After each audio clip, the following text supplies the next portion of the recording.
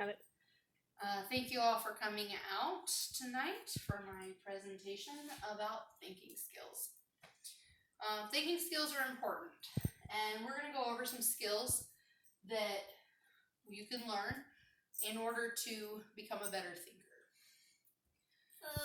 There's 5 skills that we're going to talk about. We're going to talk about paradigms. We're going to talk about becoming a critic. We're also going to talk about the roles of questions in thinking. We're going to talk about how to evaluate media and how to problem solve. So we're going to just jump right in here with paradigms. The easiest way to talk about a paradigm is to think about a window. When you think about a window on the as a paradigm, you think about just a window before you, nothing else, no other entrance or exit. Everything that you take in goes through this paradigm window. And what it is you take a dry erase marker, and a paradigm is when you write down what you believe on the windows. Say each one has a different little box, and everything that goes in to you and everything that comes out in your behavior has to go through this window. And if it doesn't match up with what you believe, it doesn't stay in with you. It doesn't go through the window. So it's important to visualize kind of how that works so that you can better understand it. Now, this window, the reason I said dry erase marker is because it can be changed. It takes time to change it. And by changing it frequently and over a longer period of time, you gradually become a better thinker. That's what it means to be a critic. What it means to be a critic is to be a critic of the paradigms, question them, erase them and rewrite them as needed. Critique it regularly so that you are always improving and always becoming better. Now, I said question yourself, but you also have to question outside of things, because that's what really influences our beliefs, is what we learn, what we know. That's where the role of questions comes in. There's 11 different types of questions. 7, 8. And we're going to go over those just briefly. The first one is purpose. And the purpose of the purpose style of questions is to force us to define what our task is. The next is information. It forces us to look at the sources of the information and to test the quality of them. We also have the interpretation. This is interpretation style questions that force us to look and question how we're processing the information, how we view information, and how we basically interpret information and organize it. The next one is assumptions, which it forces us to question what we're assuming. It forces us to examine like things that we're taking for granted, that we know that the sky is blue just because it's blue. Why is it blue? The next one is implication. This one forces us to follow. It forces us to question where we're following. 7. By that I mean where our thoughts are going. Then we look at our point of view. This one is a good one. It questions our perspective of the information, and it makes us question how are they perceiving it? How are the other people? What are the different views of this information? Then we have the relevance. which makes us question, how is this relevant to life, to us, to others? Then we have accuracy. This forces us to question, is this true? The next one we have is precision.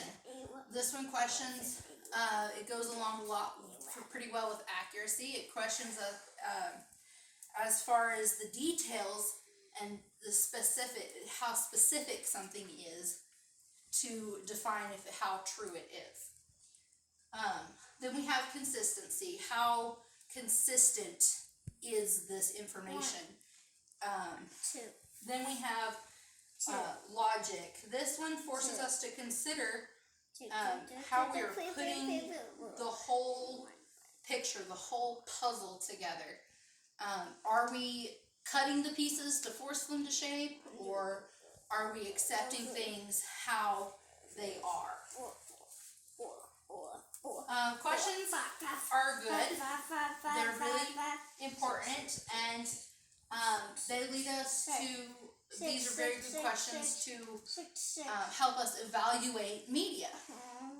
Now, the first thing you need to know about media is that every single type of media is trying to persuade you to believe something or to do something they may or may not truly believe or want to do. So, we need to learn who says this. When we're looking at media, we need to know who is paying for this advertisement, who is putting this out there. What are they leaving out? What's missing from the information that they're giving us? We also need to discover and question, do the numbers actually accurately support the conclusion that's given out there? These are the purposes. We want to know, we're questioning these because we want to find out what the reference point is. We need to know what the percentages are, especially if they're statistics. We need to know what those numbers are exactly in reference to all of the first three questions on this slide. We also need to know what is being compared. Are we comparing apples to apples, or are we comparing apples to oranges? We don't want to be comparing apples to oranges because it doesn't really come out accurate.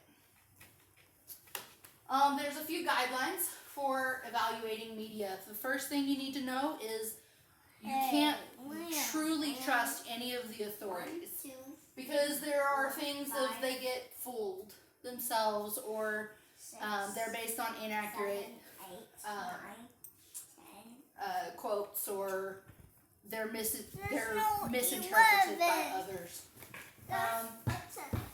Something that I learned deeply is that what you know does matter.